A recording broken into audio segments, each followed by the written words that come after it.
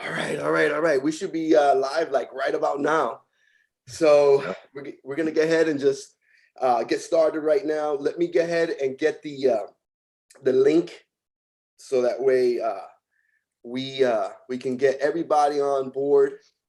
So we've got Superstar Money in the building, Superstar Joe, Superstar Rob. What's the deal? How you guys feeling today? We're excited. Happy to be on the show. Excellent. Yeah, thanks for having us. Cool, man. I'm feeling a little under the weather, so I may sound a little weird, but man, The Rones. Could be gosh, the Rones. it's horrible, man. You know, I have kids, so they get sick, and then that's it. Everybody gets sick. They bring home everything, right? Yeah, man. Yeah. Bunch of little germ balls. Yeah, seriously. Yeah, it's like they're like a petri dish. Exactly. Right. All right, let me grab this link. All right. And Strange, what's up, man? How you feeling today, bro? Oh man, I'm good, man. You know, we're above the freezing mark here in New York, so I can't be mad at that, you know. Thaw out a little bit. Yes, seriously. I mean, I live in Florida now, so I used to live in New York. So man, you know, I look back at those days and whoo, I did not enjoy those freezing days. No. And I mean, we've had, this is the first day in maybe 2 weeks that we're above the freezing mark. Oh, yeah. So it's been pretty brutal, man. We're breaking records with that crap, man. So no bueno, bro. No bueno. We feel you too. Yeah. All right. So I don't know why Twitter here. I call it Twitter. Twitter is not it's not letting me. Yeah, it's not letting me do it. Here, hold on. Let me try one more time. For whatever reason, it's just acting up. Okay, there. I just have to exit out and go back in. All right, I'm gonna tag you guys. All right. All right. All right. Cool. All right. I'll retweet it when you send it. Okay, bet. All right. All right. All right. I know. Okay. So, sorry, guys. No problem. Take your time, man. All right. I'm just feeling so jacked up. I have a slight fever, so that's gonna be. No way. Seriously? Yeah. You sure you're all right? You sure you're all right? You got this? Yeah, I'm good, man. I'm good. It's never better, bro. I work better when I have fever, man. Yeah. He's feeling as cold as us in Florida. Exactly. Yeah. Yeah. Oh man. All right. It's going out right now. I was going to say, I'm on your Twitter page. I don't see nothing. Yeah, me either. Not yet.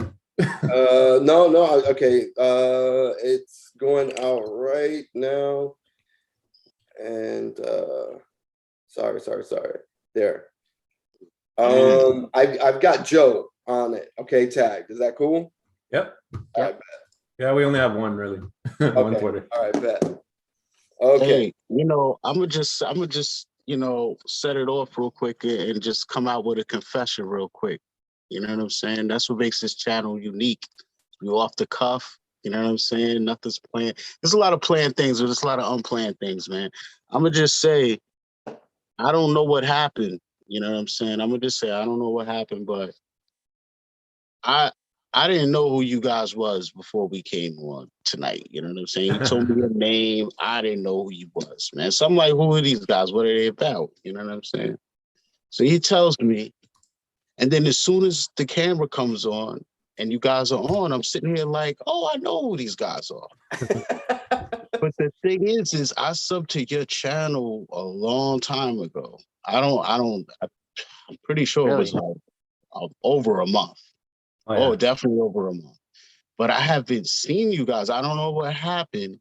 I don't know if I didn't turn the notification bell on. I don't know what happened, but I have not seen you. I don't know, you know, the algorithm. You know how the algorithm is. You know what I'm saying? Yeah. Of course, feeds you some people and it hides you other people. But I'm definitely familiar with your channel. As soon as you came on, I'm like, oh, snap. Like, I just feel like Well- it's, a family member I haven't seen in a couple years or something. Like, I'm like, yeah, You're- man, how you guys been, man? It's Well, been it good. looks like you're part of the superstar fam then, which is great to Yeah. hear. 'Cause Superstar Dokta Strange. that's it. That's But right. we started like, I think it was January the 3rd. We started the channel, We started So the VV stuff, yeah. the VV stuff. So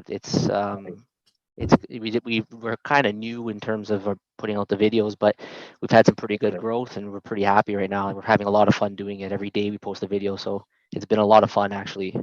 I wasn't sure what to expect when we first started doing this, but look, we love VV already. We were already part of it before. We're like, you might as well just share our thoughts, talk about it, right, with the Yeah, community. it's a space right now that I think not too many people know about. So it's got a lot of space to grow. I mean, going forward, once people discover VV, the more people that discover it, they're going to be searching on YouTube. What's a VV?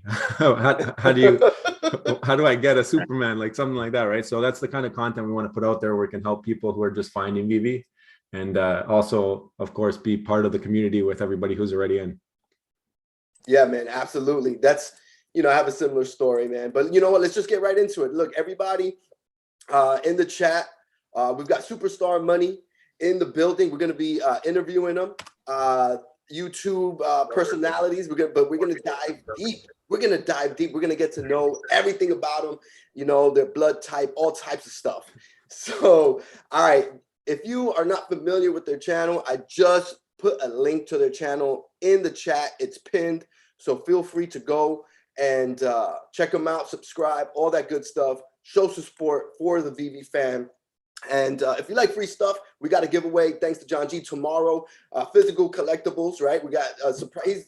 We have some physical cards, some baseball cards, but it's also a surprise element in there. And also we're going to have the Iron Fist raffle on Friday and an Opensea giveaway on Friday. So again, if you like free stuff, join the free Discord, subscribe, all that good stuff. So, all right, Superstar Money. I don't know if you guys have seen like the layout really, but you know what? We're gonna go with it right here. The first question is where, and you know what? We'll go with Rob first. Where were your parents born? So my father was actually born in Argentina, and my mother was born here, but my family has an Italian heritage. So my grandparents were born in Italy, and then they came here to Canada, in Toronto. So I've been here ever since. I've never left the city to live anywhere else. Do you speak Spanish? I do not. My dad speaks fluent Spanish, but I do not. Okay. I never picked it up. And what about you, Joe? Yeah, I'm similar, but not Argentinian. Now, my father's born in Italy, and then my mom's born here in Canada. So I've been here ever since as well, and never been back to the homeland. So definitely on the to-do list, but COVID had other plans, Yeah, I know. Seriously. Yeah. And how'd you guys meet? So my fiance is actually Joe's sister. That's how we met. My brother-in-law. That's right. Family, bro. Yeah. Literally. That's it. Yeah. Very Superstar cool. fan. Yeah, So you guys just sat down and were like, hey man, you know what? We love VV. Who put who on to VV first? Joseph could take Joe. that one. Yeah. I was in a little bit earlier. I got in during the Disney Golden Moment, and then I didn't even know what I was dealing with at the time. It was just like, it was fun, like that you can win the drops. So then we would have every weekend, we'd have lunch, and I'd be showing this guy. At first he's like, what is this? What is, just like everybody's first reaction, right? And then eventually I'm like, okay, whatever, throw in $100, see what happens. And I think he didn't win something for a long time. It took him a while to actually get in. He thought his phone was a little bit older generation. Maybe that's what it was. But once he got in, I've never seen anything like this from this guy. He's been all in research mode. He's a analytical genius and a perfect fit for the team. So Awesome. I actually updated my phone, and it seemed to do the trick. Oh. That's how. So now if I need an update, I got to make sure I update it because it helps make sure everything runs smooth. Yeah. What are you rocking with right now? Your phone? So I'm an iPhone 7 Plus, but he's souped up. What do you have? You have Yeah, the I newest got the one, right? 13 Pro Max. So I'm ready to go. Ready to So go. when you say souped up, what do you mean, sir? Well, I mean that he has the best phone that he can get at the time. I don't know what it is now though. What's better than Well, that you right just now? said the phone you had, and then you said, but she's souped up. Like you No, but did. his is souped up. Like as in it's Oh, you put better. the It's little. better. All right, all right. I got you. I got you. Okay, I okay. put aluminum foil around my phone, and You then know what I'm saying? And your head. Don't and, forget your and my head, and I connect the wire. You get the 5G. Yo, lock it Tether. in 100%, baby. Yeah. Tether gate. Well, Tether I've gate. always wondered, does processing power must matter Oh, Absolutely. these phones? absolutely. It's everything. It's everything. Mhm. It's So everything. you must have an Other than advantage. Not yeah. other than your server connection and your ping. You know, which Yeah. I learned from Joe. I would let him speak on that. He's an expert in the pings and stuff. But yeah, man, it definitely starts with the processor. I mean, I've even been considering taking the film off of this phone just for during drops because I wonder if a little a little sliver of a second is lost in translation between the film and the glass. You know what I'm saying? Like Wow. it's very It's that well. detailed. It's Bro, on, yeah, Wow. it's on Yeah. there, but I still question. So, because sometimes I catch it at the right angle and I could see it's a little something, there. But Yeah. then, so all right. So what about toys, man? What toys were you guys into at first? First go with Rob when you were kids. So probably the little army guys was the earliest toy I remember playing with. The little green army guys. I had a Yeah, whole box man. of them. yeah. And then I was quite imaginative as a kid. I moved into like Bionicles, Crazy Bones. I mean, this Ooh, was way back, way back. And I had some WWE. Like at the time, it was WWF. I had some of those characters, like a Hulk Hogan. It was pure rubber. These toys, they were pure rubber. Still, I held on to those ones. I still have them in the basement somewhere. So ooh, yeah, next round they got to come out. Next round you got to bring them out. Bro. yeah. I gotta find them. I gotta find them. I know they're there. I gotta find them. Can't let the mom throw those ones out. Yeah, yeah. It's in her basement, so I gotta go back and get it Yeah. now. And what about you, Joe? So I was big into action figures when I was younger. So Mm. I guess VV makes sense. I had a lot of WWF action figures. They're like Attitude Era type guys, like Shawn Michaels, Bret Hart, that era. Then also the Teenage Mutant Ninja Turtles. Every time I went in Toys R Us, I said I have to buy a Teenage Mutant Ninja Turtle. Probably have every single one somewhere at her house. But yeah, big action figure guy when I was younger. Bet. What about you guys? I'm curious because I see that you have that shirt on. Were you always a comic book guy or? Yeah, man. A matter of fact, Dokta Strange, he gifted me this shirt. Yeah. It's my favorite comic book.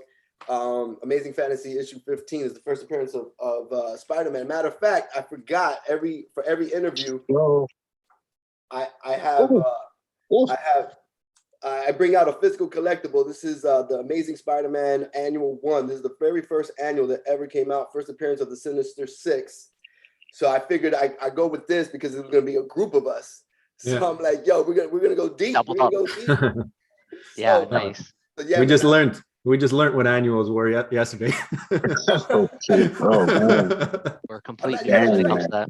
Annual 16, right? It's coming out. Yeah, So yeah, that's the first one. So yeah, man. So Doctor I Strange, love. you too?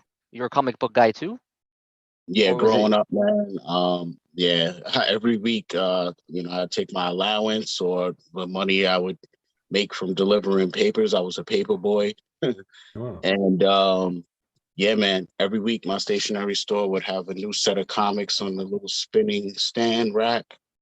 And I was there getting them. Other than that, man, I have my G.I. Joes, my He-Man figures, my Transformers, the WWF figures. I had the ring, all of that stuff, man. I was into all of that, man. Cards since a young age, and I was back and board in my comics since a young age. Like it wasn't even a thing yet, so people, other kids thought I was kind of crazy, you know what I'm saying? like OCD, but back then that wasn't recognized yet. So it was like, what is wrong with this guy, But Yeah, But you we had to have get him them all. still. If he has them still, he's laughing. yeah, Shout out to John G in the chat. Very dope. Also, anybody, I've got a link to Superstar Money pinned in the chat. If you're not subscribed to them already, go subscribe. Hurry back because you're gonna miss the juice. So, all right, Superstar Money. What about cartoons? What kind of cartoons did you guys watch growing up? Joey, why don't you take this one Yeah, first? I guess I don't know. I was the Saturday morning cartoon guy, right? So it was Bugs Bunny, that type of stuff. I guess yeah, Bugs Bunny's my major cartoon when I was younger. Looney Tunes. Yeah, man. I mean, bro, I think everybody we've interviewed has said, you know, Looney Tunes type. That's my Yeah. answer. Yeah, the theme song, everything, right? It's like classic. That's classic Yeah. nostalgia. I wonder if they're gonna come to Veve eventually. Oh yeah, man. Just the icon with like Porky the Pig busting out alone, they could do. Like if you're gonna give us a Ghostbusters logo, I could definitely see a Looney Tunes logo. That would be cool. Yo, for real. What about you, Rob? Not you, Rob. I think the earliest I remember was Power Rangers, but I can't remember the age now, but I did wake up every Saturday morning. I watched like 3 straight. Based on my age, I don't know if that was probably the most popular at the time, but I remember like what was it Digimon, maybe Yu-Gi-Oh. It's the memory is shady. Pokemon, obviously Pokemon. Pokemon for sure. That was after school. Yeah. After school I had that. So I think I was just a little bit earlier or a little bit later than Joe, and Looney Tunes was a little bit more popular. When I was a kid, it wasn't really on TV. Afterwards, I'd come on, turn it on. I wouldn't really see that. It wasn't really the mainstream thing at the time. Mhm. Yeah, man. Right. So what about like video games, you know, at that age? What kind of systems, or did you own systems, or did you have to like go to your boy's house to play? Yeah. No, my parents got me I had a GameCube. Okay. That was, or actually I think I had the first one that was there because I have an older brother. It was an N64. I didn't really have a lot of time to use it, but the one that I really first remember playing a lot was the GameCube, the Wind Waker Zelda, which was a great game. I think I revisited it later on, and I had to play it again. Right? It's still sick. Yeah, it still holds up. I was big video game guy too. But I guess I'm aging myself over Rob here with the regular Nintendo with the Duck Hunt, and Yeah, bro. that's probably the earliest memory I have with the Duck Hunt. And then we went through SNES and PS1, PS2, PS3.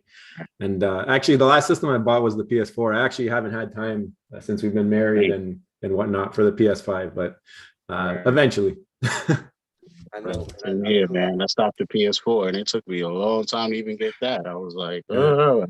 Mm-hmm. So what about movies? Collecting dust. My bad. What about movies, Joe? So movies, I guess I was, like I said, I was big into the Ninja Turtles when I was younger. So when those movies were coming out, like I had to be there. And everything else, like I think Rob is more of a superhero guy than I am, but I've been trying to recently in the near term, trying to get back into the Marvel stuff, and I'm trying to watch it in that chronological order. So like I'm not, Vivi's also been influence on this, right? Because I see it, and that's all you see every day. You're scrolling through your phone. I'm like, I gotta watch these things. So I'm in Agent Carter now. I finished the Captain America one, and then I'm in the Agent Carter series. I know I don't have to watch it, but I kind of like it. So. Interesting. So are you going to even? I mean, if you're going to watch that, then that means you're already committing to a couple of seasons of Agents of Shield. Then yeah, I'm doing it. I'm doing the whole thing. I knew he was all the way because I'm not even that deep with Agent Carter. I couldn't do it. There's a couple I'm missing, like Daredevil, which is actually good, but I'm still, you got a lot to cover though. You got what's the Luke Cage one? What's the Luke Cage show called? Yeah, it's not the Punisher's the other one. It's the other one where he has like super strength, right? That's the other one, right? Yeah, I gotta watch that too. I heard that's really good. I'm stuck over here watching both of them. The timing is the hard part now. Now we make videos every day. It's tough. That's the problem. We need downloads like the Matrix. Just put that in my head. That's what, 2 seconds. I wouldn't mind that. I've never I know people that would watch movies maybe like 3-4 times a week. Like every week they're watching a movie and they love rewatching movies they've already seen. I've never been the biggest movie guy, but I've definitely stayed on top of all the Disney and Marvel shows. So like you talked about Luke Cage and Daredevil. I'm weird, right? Like I actually haven't seen every single episode, but I've seen enough percentage of each season that I kind of know what happens. For some of them, for some of the less popular ones. for definitely all the new ones, I've seen all, like anything on Disney Plus. I've seen. That's why when, for example, the latest comic book that's coming out, when it first came out, I remember I told Joe, I'm like, Monica Rambeau, she was just in WandaVision, because I watch, you know, anything that's coming out now, I'm watching for sure. So but yeah, like growing up, I would love Disney, any Disney shows. I love Marvel, and you know, just random movies along the way. I don't think I've ever committed myself to one genre. It's always been, you know, your good movie comes out, you go, you watch it, or, you know, nowadays, whatever, you can get it on Netflix, Disney Plus. If it's something that people are really like on top of and they enjoy, I'll probably end up watching it eventually. So there's a decent amount of years between you guys, right? Yeah, What I is it, think 7? like Yeah. maybe with you 5 or 6. It's my sister, I'm 7, and you're older than her. Yeah, so 6. Yeah. 1 year older, so it's 6. 6 years. It's interesting though, because you know, in just 6 years' time, you can really miss a lot. Like, let's say from 85, and then you add on 6 years, now you're already in 91, right? Yeah. And that's a big culture shift. There's a big difference between movies made in 85 and 91. Like that, and that gap was very important even in movies. Like that's basically saying Joe grew up in a very pure, genuine horror flick era. Like whenever you talk about Jason and all of this stuff, Freddy, he grew up seeing those movies come out at that time. The first one, the second one, you know, whereas someone else, just by the time they're even aware and at the age to even care, they were already on like Jason Part 5. And it's like, I'm not watching that. I mean, I'm trying to have the first thing of my generation to latch on to. And it's funny how only 5 to 6 years could do that. Oh yeah. Yeah, like I was never in comics to start. Like I know definitely I have friends that are older than both of us, and you know, comic books were, for them, it was one thing that was big at their time, right? I don't know if when you guys were growing up, comic That books was were my the time. thing. Yeah. Yeah. That was our time. Yeah. So when for us, I don't know, Joe, maybe you're different, but for me at least, I didn't know anybody growing up in elementary school who had comic books. I didn't know anybody. And this is an important dynamic, because this is the problem that I'm starting to see with sports cards. Is that was my and Joe's era as well. Yeah. So even if I was already in the spirit and flow of taking care of my comics, I'm not gonna be a knucklehead and not take care of my cards too. But back then I kind of knew that these cards were common because I was going anywhere and finding them. And then it was like, oh, so once you hit like 90 something, it just changed over a little bit to where cards weren't everywhere. And it was like you kind of had to be into the hobby and know where a shop was to get cards. And it kind of changed over. The comics kind of changed like that too. You know, at some point, this stuff just all funneled into stores, like hobby stores, you know, comic stores. You couldn't just walk in a stationery store and just grab a pack or comic here. You know, it changed. But that's the danger I think we're in is back in my time, an older person that, you know, you're trying to tell them like comic books is popping, you know, they might not believe you, but yet they could walk into a library, a McDonald's, any public place and see a kid literally sitting there reading a comic book or ripping a pack of cards open. Whereas now, and for the last 15 plus years, I ain't seen it.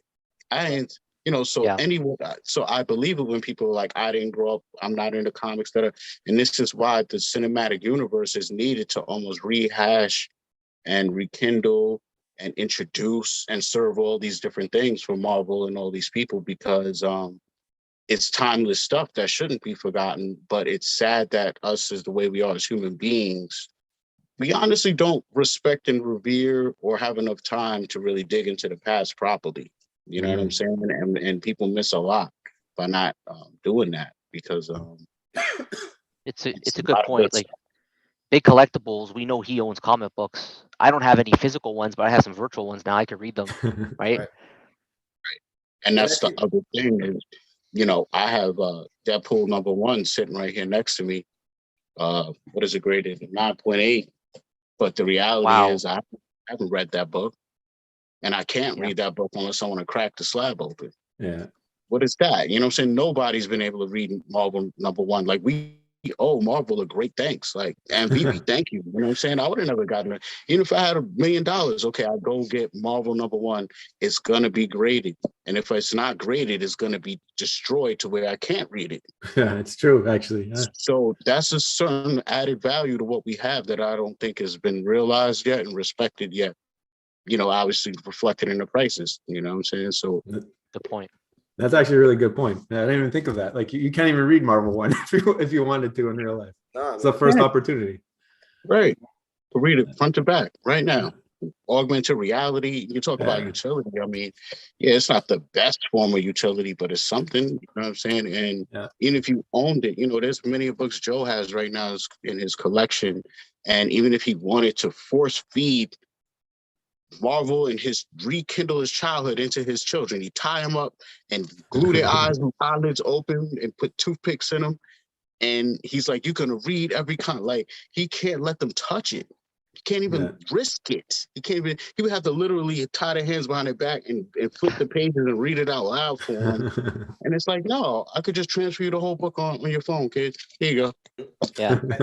And the thing is, with my kids, I've showed them some comics, you know, and they it's cool to them, but they don't share the same love for it. So that's where I see, man, maybe I need to reinvest my physical collectibles into digital, because when they're all into Roblox and, you know, digital skins, I show them a comic book on Veve and I augmented reality and they bugging out, you know, and I'm like, this is where when they're 25 years old, that's where they're going to go ahead and reinvest. So I need to kind of set myself up for that. So that's where my head is at. So, okay, so all right. So speaking of like back in the days and stuff, I know you mentioned the old school toys. So are there any old school toys that you no longer have? You know, you threw them out, but you wish you would have held on to it? A physical collector. I was a pretty big toy hoarder. I think I'm pretty sure I wouldn't have let it happen. My mom might have thrown them all out. I don't know at this point, but I don't know offhand any that have escaped me. Maybe like some, not really toys, but maybe like some Pokemon cards or something like that. That I'm sure I had more than I know of right now, but that might be one thing. What about you, Rob? Yeah, I don't know if there's any specific toy I really wish I kept. I agree with Joe though. Like I did have a group of Pokemon cards, but I actually played with them. I actually would go to school with my friends and play with them, and it wasn't just for Pokemon. I was part of the generation where there were Yu-Gi-Oh cards as well. So there were things that we would play with that we didn't realize now. Okay, I was just a kid. I was having some fun, but some of those might have been, maybe, I never really went back to confirm, but they might have been potentially worth something later on in life, which, you know, if I knew as a child, or if I had a parent that understands collectibles, like, you know, your kids have a parent that understands collectibles, maybe they can identify for me something that could be good long term, just like parents are doing now with some of the newer toys that are coming out. I mean, it happened to us too in our generation, because, you know, I implore you to look up how much original Garbage Pail Kids are. You know, like those were like one of the original cars, at least here in America, that were like caricatures and offshoots of like popular things, but like sick and twisted to where it was almost questionable if a kid should even have this in their possession. And then on top of them being cards, they were like stickers that you could peel off. So I remember when we first got them, it was like we used to have so many of them. Like I used to have a knot like this, like a brick. You know what I mean? And then my friend would have a brick. And then sometimes you would have 2 or 3 of the same. So you guys start trading stuff. And then sometimes you guys have so much of the same card, you start actually peeling them off and putting them on stickers and you know, and then now you look at it and you're like, damn, every single card, if I would have just left it alone, is worth something, you know? So we went through it before you, and then before us was the people that had Babe Ruth and Hank Aaron cards all floating around and could have bought them 10 times over and didn't know. And yeah, well, I've seen these before. I've seen this baby before. This logo, yeah. Yeah, man. I mean, I still have my original set, but my duplicates, I ended up, the ones I couldn't trade or whatever, I ended up throwing them out. You know, truth be told, I don't have any duplicates. I back in the days I sold some, traded some, but you know they were going for like 10 cents each or something. Right, right. That's those You know what I'm days, saying? man. So so Rob, if you were gonna be a superhero, what superhero would you be? What power would you have? If I had to be a superhero, I don't know. I think I definitely like the one thing. I guess maybe I'm drawn to superhero movies in general is that you always helping somebody, right? Yeah. So I really don't know. Like if I had to pick one power, it would be related to something. If I had a chance to think about it, that would help people the most. So what's her name? Cersei. She has the healing power, maybe from the Eternals. Who is it? There's one of them there that's able to heal other people when they're hurt. I wouldn't mind that. Okay, very dope. Have you ever played any MMORPG games? Yeah, I've played RPG games, but is there one in mind that you have? Well, because you said healer, the first thing I thought of Oh, was okay. Yeah. you know, a game like that. Fortnite. Rocking, you know, you're the healer, you know, the designated healer. Gotta have Yeah. a healer in the group. If it's something like that, I want to be on the front line. That's a little bit different, but Oh, okay. put me in the front line. I'm running right in. But yeah. Cool, man. What about you, Joe? I think it'd just be cool because you can't do it right now, like flying, just like Superman, straight up, let me fly somewhere. Yeah, Laser beams through my eyes, that type of thing. Just and he's chiseled, right? So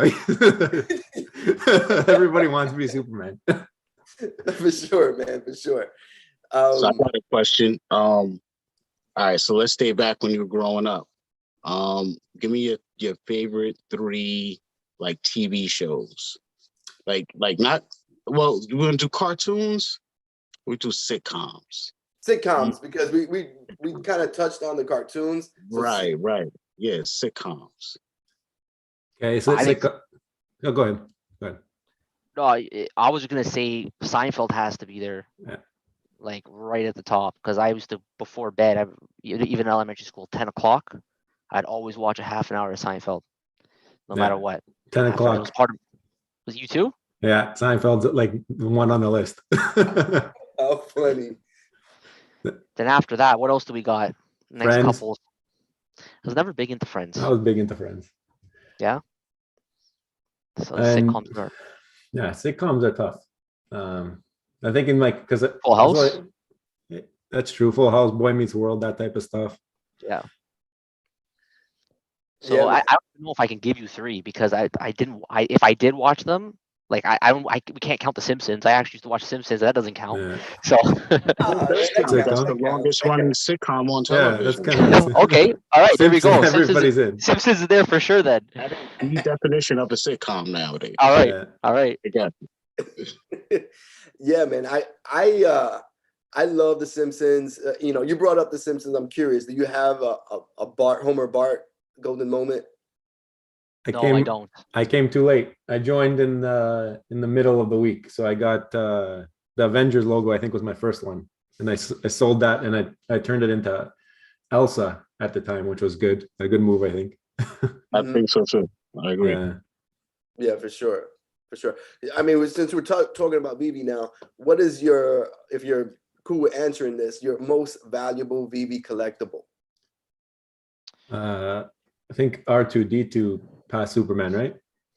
Is Yeah. R2D2 7,000 Yeah. and change, like 7,400?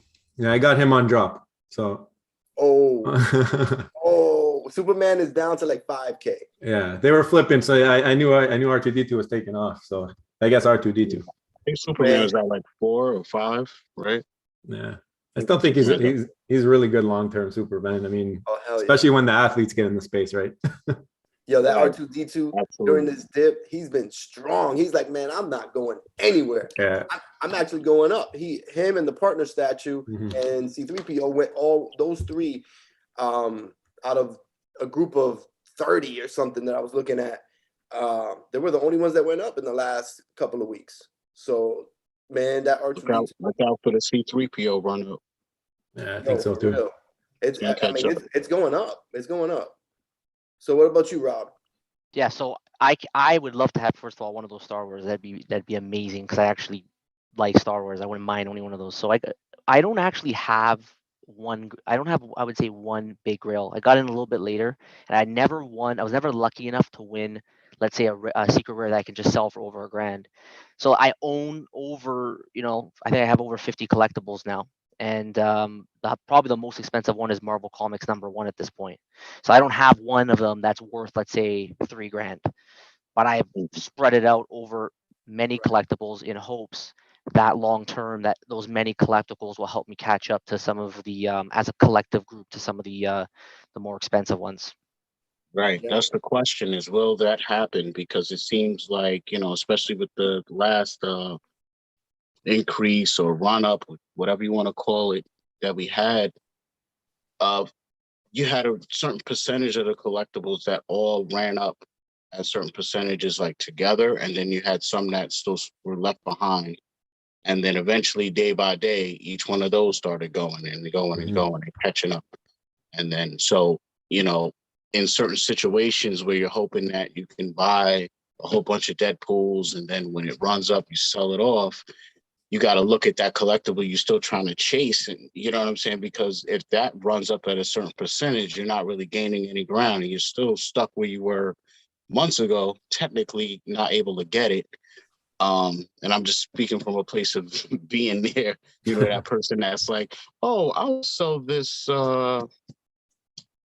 this Golden Moment Iron Man, and I'll get back to it, and then you realize like the floor you saw, that next floor is not that last floor, you know what I'm saying? And you just, it's hard getting back, man. It's a tricky market.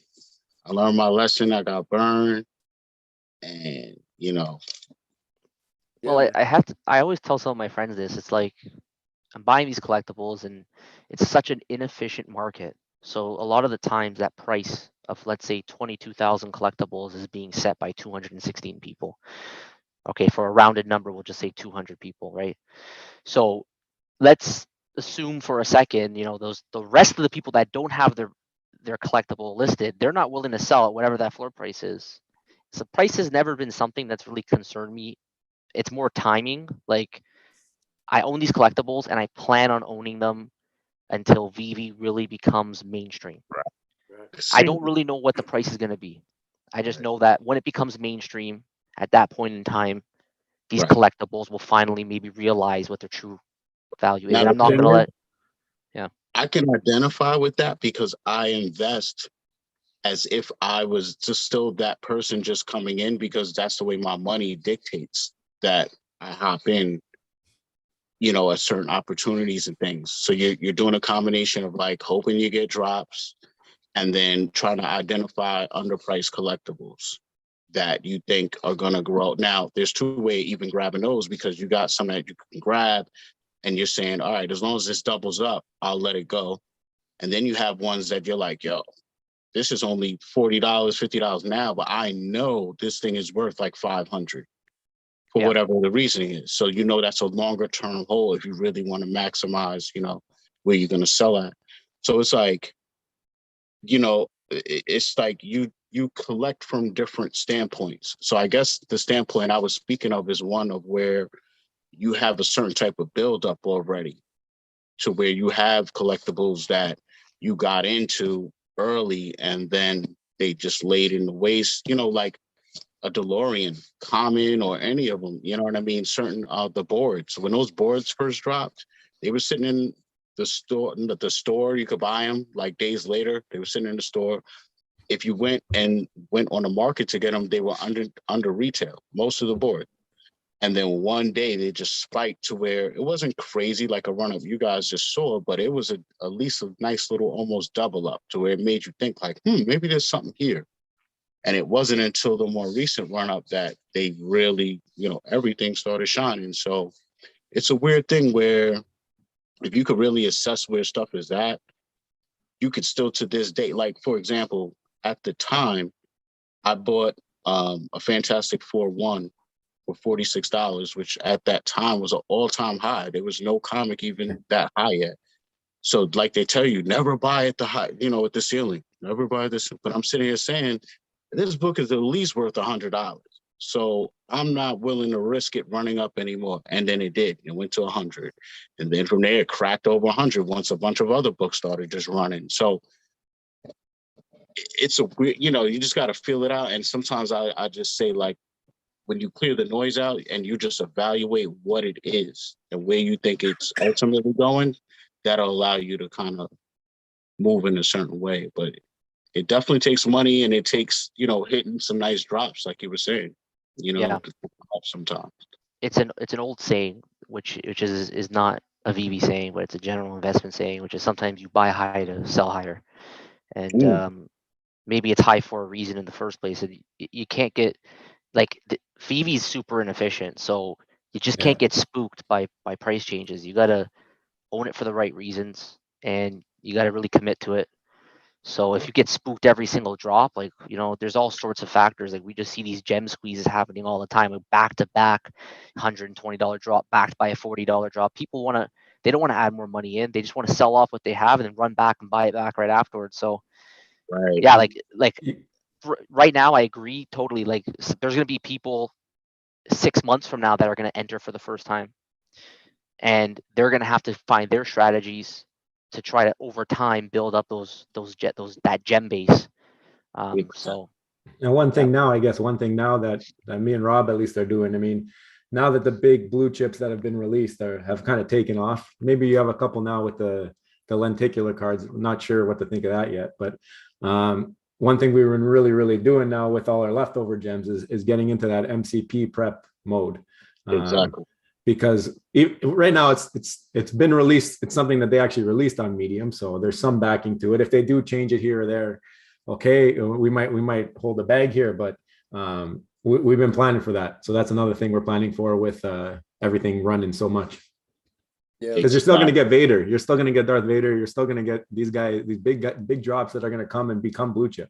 So if you can set yourself up for those, you're joining the party. Absolutely. I love the strategy. Now, Rob, you mentioned, you know, when you're talking to friends about, you know, your collectibles and Veve, I'm curious, what do they say when you know, your friends that you talk to, when you talk to them about Veve, what do they say? The number one thing they say to me is, why would I buy something that I can't get my money out? That's what they say to me. That's the number one thing. So a lot of people think it's pretty cool that you can AR them and like take a photo with them. There's some people that are just obviously drawn to the potential of NFTs and the potential growth that you can get from them from more of like you know, call it what you want, an investment purpose, right? But the number one thing that I hear from any new user is, I don't really feel comfortable putting my money into an app where you need hundreds of dollars to even get started, really, if you want to get something half decent. And I can never see that money back because the functionality isn't there in the app yet for me to get the money out. Yeah, man. I know. What about you, Joe? It's the same story. I'm busting people at work all the time. Like, join the app. Like, you've seen my R2D2 go from $60 to $7K. What are you doing? What are you doing? It's going to be able to come out. They're partnering with big IP. These IPs aren't going to want to be embarrassed. They're not going to want to have people storming their door saying, you're not letting me take my money out. Right. Their name is on the line, right? So that's the backup line. But I think until you can take your money out, a lot of people, especially who don't have maybe much expendable income, they're going to be kind of scared away. And what does your wife say about it, particularly Joe? she's actually on the app, and she's asking me all the time what should she buy or whatnot. But the biggest gripe with her, and I think Rob can say the same, is the amount of time we spent doing our videos after work, and the less time we spend with them. But right now we're building something, and hopefully over time we can tailor it down a little bit. Yeah, man. Yeah, you get John keep the G. ladies happy. No, yeah, for sure, man. John G in the chat, he's asking Toronto boys, yeah, man, Toronto in the building. John G, Toronto, awesome. I forgot to even mention that. That's right, John G, man, Toronto in the building. That's right. So we're everywhere.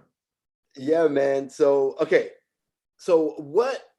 I know we spoke about physical collectibles from back in the days when you were a kid and whatnot. Joe, it seems like you have almost everything you still have. But which item do you have the most sentimental value with? I'm a big WWF guy. So Shawn Michaels, WWF, red trunks. Let's go.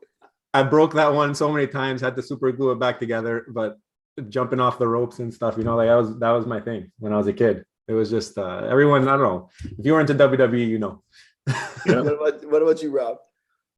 I think the one thing is it's my purple eggy crazy bone. And for whatever reason, that it was a big thing when I was younger, and the egg was one of the rare ones to get. And I finally got one after wanting to get one for so long. One day I opened a pack and I'm like, I got it, and it was a purple one. So I'd say that's probably my number one thing that I'm attached to. Very dope. Very dope.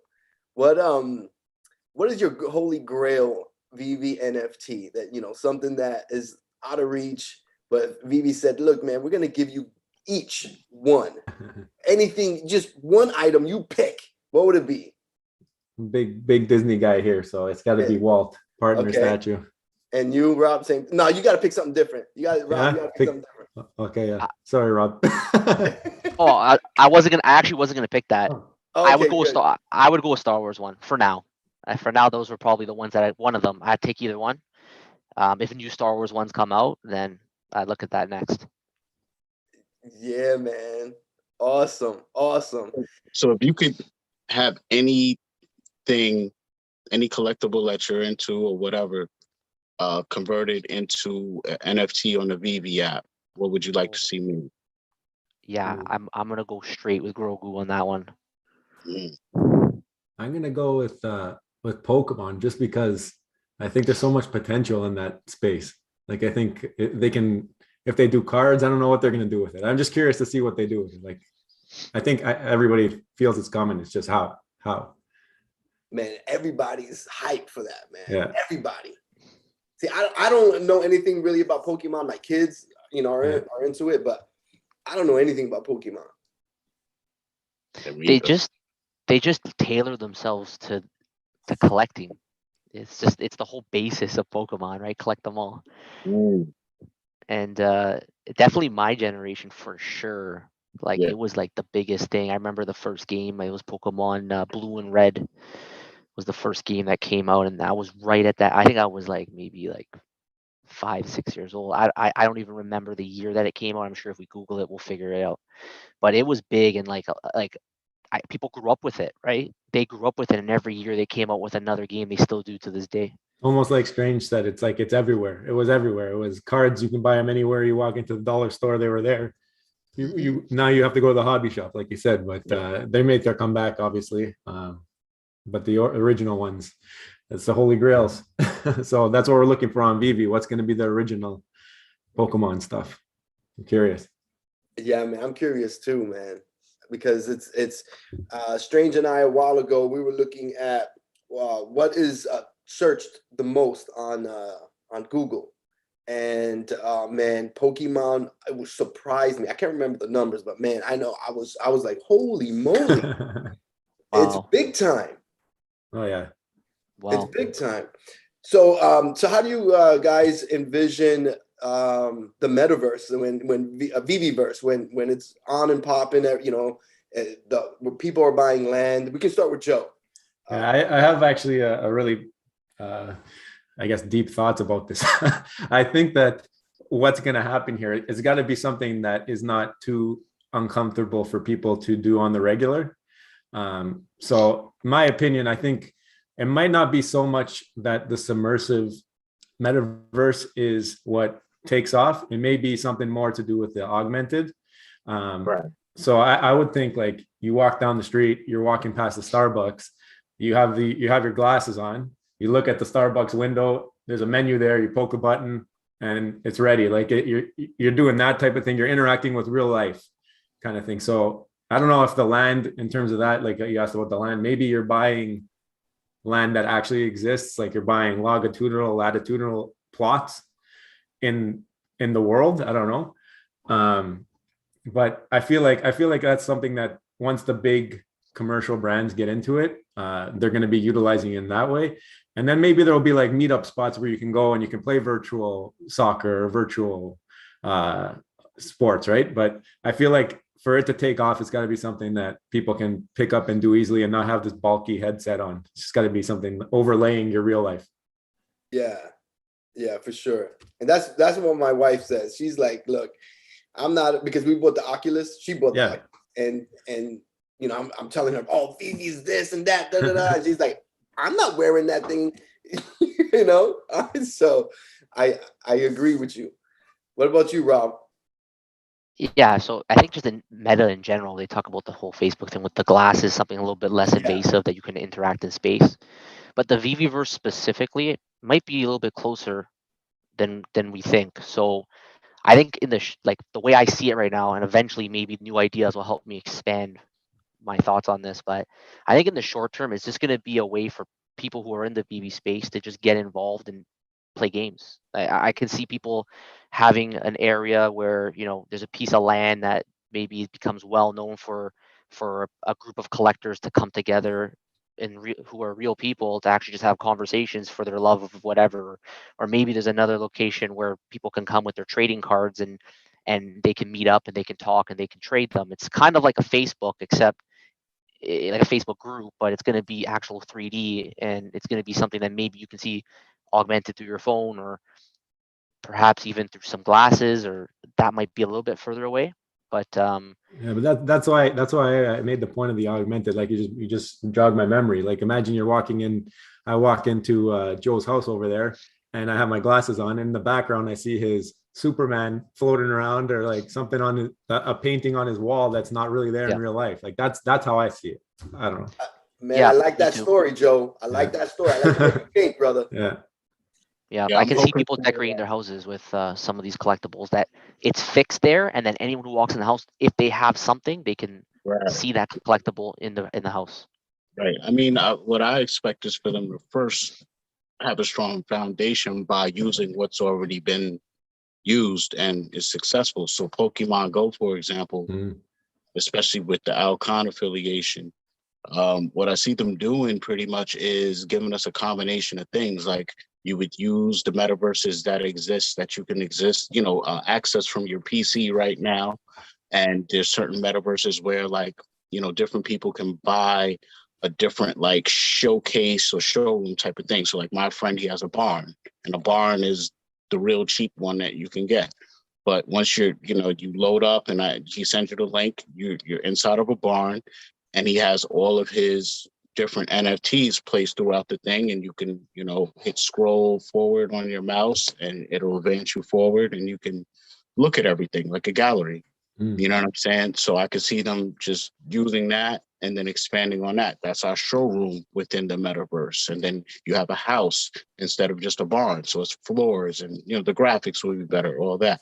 But then you have another layer where, if I'm out in the real world, like right now, I can walk into my front yard. I have certain showrooms set up that they are meant to be opened up in AR. If you open them up in the showroom, like you won't even be able to move around with your controller, because it's meant for you to walk around physically, because the way things are crammed together and stacked.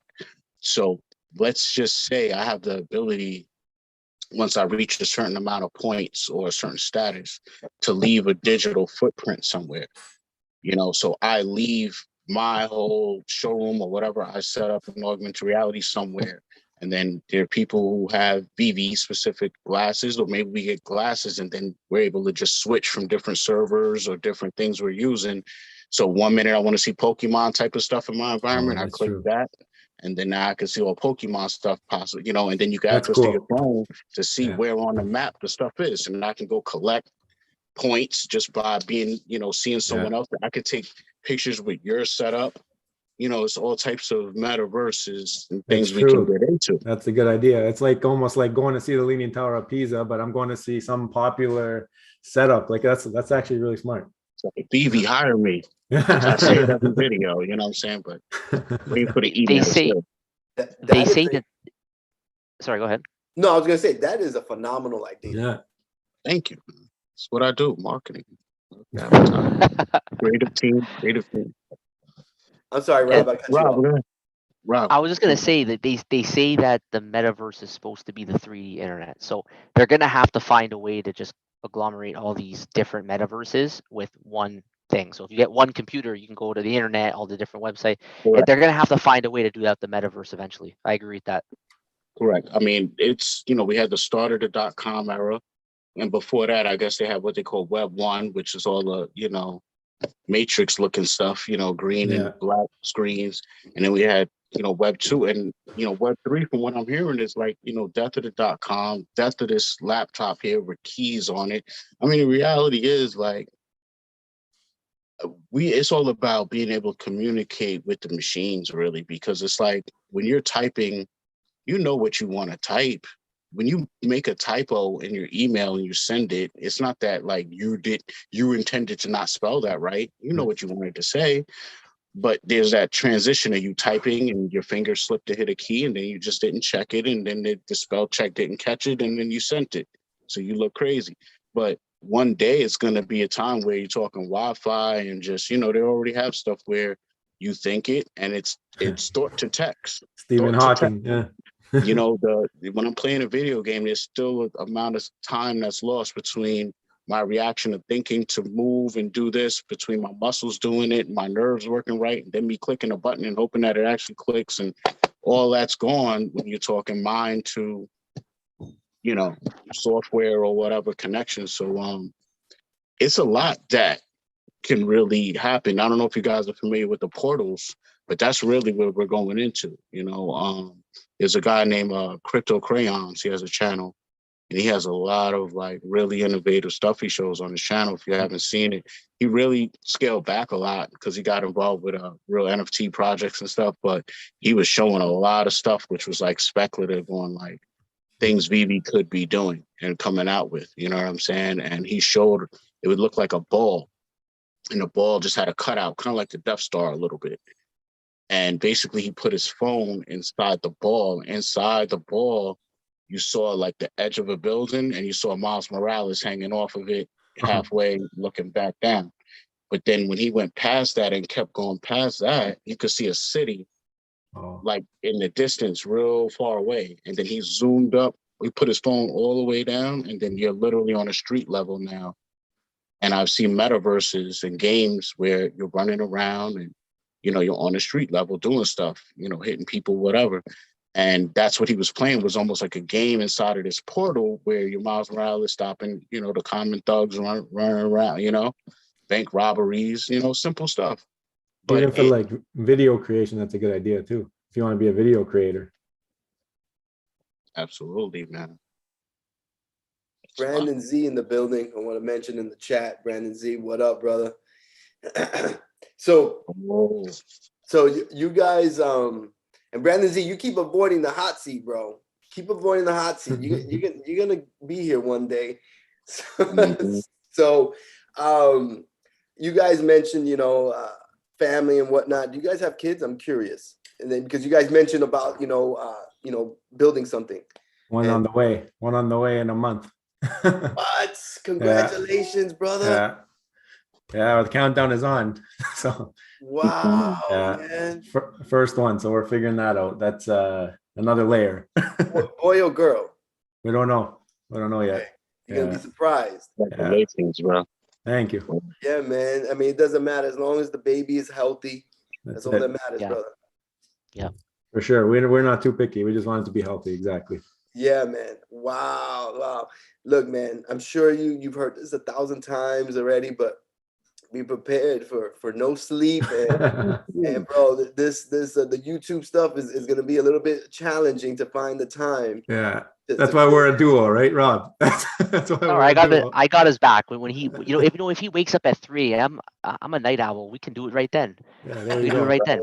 Put the baby back to sleep. Do a video. Dude, at 3 a.m. with the spit up, you know. The baby's coming. The baby's coming on the channel. That's right. That's right. That's it. Make it happen, That's it. bro. Yeah. Make it happen. I've had my kids on the channel and whatnot. They're a little older, so they're really rambunctious, and they're more interested in breaking things while I'm recording something. So. But yeah, man, it's good, you know. But you know, you just be prepared, bro. Be prepared. Yeah. It's gonna be tough to find the time to balance everything, bro. I know, yeah, and it's gonna be something to navigate for sure. But we'll figure it out. Maybe we'll see what we do with our schedule here. Yeah, man. Day by day. Yeah. Hey, Rob. We're gonna make it work. So I don't have any kids, but I want the kids. So it feels like everybody in my life is having kids right now. Don't rush it. Don't rush it. Well, that's the thing. I'm not 30 yet. I'm getting there. I'm not 30 yet, but I told myself before I hit 30, I want to have some kids. So I'm not that young, but I'm not that old. So I hope to join Joe. Maybe, he'll be able to, when his kids are older and I'm a little bit behind, and he can hold the fort while Yeah. I'm waking up every 2 hours doing what I got to do. Who knows? All right, see the tactics. He got it mapped out. Yeah. He's writing down all the Lean on extra family, work. That's right. Leaned on your family, the experienced ones. I don't know what I'm doing. Help me out. That's all you gotta say. Exactly. Yeah. All right. So what about stocks, guys? Are you guys into investing in stocks at all? Pre Veve, yeah. Now that was like the thing that we would do all our, I guess my investigating would be all on stocks and stuff. So I set up some accounts and stuff that I have, and right now they're pretty safe accounts just because of situation in life and stuff. But yeah, been dabbling. Okay. And any favorite stocks that you want to share? Nothing really favorite, but I guess I have a good story I'll share. I guess I don't know if you remember it, but for Tesla, when Elon Musk tweeted Tesla is overvalued, and it dipped like 30-40% that day. Yeah, that was my opportunity day. and I picked up a bunch of Tesla on that day, and Wow. and I still have a little bit of it, but it was that's probably my best trade ever in terms of stocks. that's awesome. That's awesome. Yeah. What about you, Rob? Yeah, I was interested in stocks right when I was able to start buying them at the age of 18. It's just I was always drawn to the concept of purchasing stocks and trying to go for growth. So I'm still in stocks now. I'm more of a quant guy, quantitative investing. So I don't like making trades unless I back tested my theories. Um, I have multiple models that I like to use.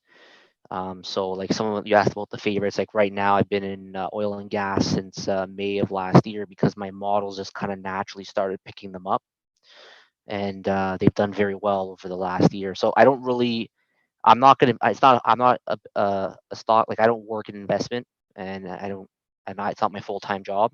So I really lean on using models that I've back tested and just letting them kind of show me the way. And obviously there's pros and cons to doing that. But I'm not the kind of guy that will go in, look up stocks and be like, I think this one is going to do good, so I'm going to buy it. I try to lean more on my data rather than my fundamental analysis, just because it's not something that I'm really comfortable doing. Yeah, man. I like stocks, but man, I like crypto and NFTs. Yeah, that's the thing. They flipped the switch, right? And the thing is, with the Veve especially, like stocks, that mark is very efficient. It's not it's not as inefficient as Veve. So there's opportunity in Veve that right now I got to focus all my energy and try and navigate that. Right. What about cryptos? I have some failed experiments in cryptos. One of them was well, I guess it's not failed yet, but I have a little bit in SafeMoon, nothing crazy. And I just like that was like one of the early ones that started to do this burn when you sell it or when you trade it. So similar to Omi, how there's kind of tokenomics where it kind of eats itself. SafeMoon was like one of the first ones I heard that ever did that. It really intrigued me. And then when I heard that Omi did it and that had utility, we picked up a little bit of Omi. Actually, not too long ago, we put a video out about it, of why we did it, kind of thing. But it was it seemed like if I like SafeMoon, I should like Omi, and I'm in the Veve atmosphere, right? So those are the only two really that I have. And Rob, do you have any cryptos? Yeah, so Omi right now is the only crypto I own, but I was involved with crypto for a while. So I first learned about Bitcoin in 2012. And my brother is a computer engineer, and he's techie, reads PC magazines, and he knew about it. And 2012, I don't even know where that would put me. Maybe at the time, I'm 28 now, so maybe 17 or something. I don't know wherever that puts me. But I said, this is so silly. Why would anyone want to own something that's not real and use it for money? I didn't get it. And the truth is, neither really did he. Like, he knew we could mine them on our computers if we wanted to. We did nothing about it. And then finally, when it started picking up, we did a little bit of mining. We did some Zcash. At the time, it was just the most efficient one for you would make more because of its price than the electricity costs. And then I ended up purchasing stocks in a Canadian Bitcoin mining company, Bitcoin and Ethereum.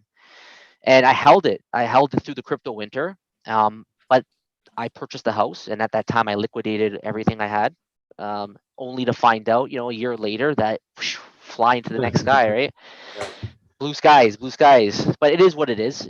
Sometimes you have to sell an investment. It's actually a lesson learned there, where if you got to commit to an investment, you got to give it time. Like, you can't just say, if like, I'm scared to enter investment if I know I need my money a year from now, because I might get timed out. I can't wait it out. Exactly. Time. Wow. Right. You can't realize that potential. Right. Wow. Great points, man. Great points. Yeah. I mean, that's why I either like to run around with that mentality when I invest, or just with at least coming up with a price point that I want to sell at. Yeah. And just saying, I'm comfortable with waiting 5 years, and even coming up with that estimation in my own head as well. Like, all right, I think it might take 3 years. Like, there's certain investments on Veve that I literally don't see hitting a certain price point until we're like a year or 2 or maybe 3 out, and you just ride it out. And if it hits that sooner than that point, great. And if you find yourself 2 or 3 years out and it's not at that price point, then maybe you want to get out. But it's probably going to be worth more than it was when you were first coming up with the plan in the first place and investing in it either way. Right. Yeah. I mean, I don't see the strategy. collectible going backwards. I don't see them going backwards. I see people, and the scariest part that I don't think people are thinking about is they're not advertising yet on purpose. And when that wave of people come in, if whatever percentage of them are able to still invest in the high floors that'll be left available for the stuff they'll like, even if they could get in, man, it's stuff, those next people, I don't see them being the flipper investor types like us early adopters. So you're talking about a supply coming off the market that's literally not going to come back on for a certain amount of time. A year, 2 years. I love that strategy that Strange mentioned about getting a figure in mind and saying, I'm holding strong until I get that figure. I like that, because I that's something I like to do. Yeah. And then again, there's only 200 people listing that collectible. So why are you going to let them dictate your price? Yeah, you got to have a plan. You got to have a plan. That's a fact too. I mean, like I said, what I see happening is right now we'll see something 200 listed.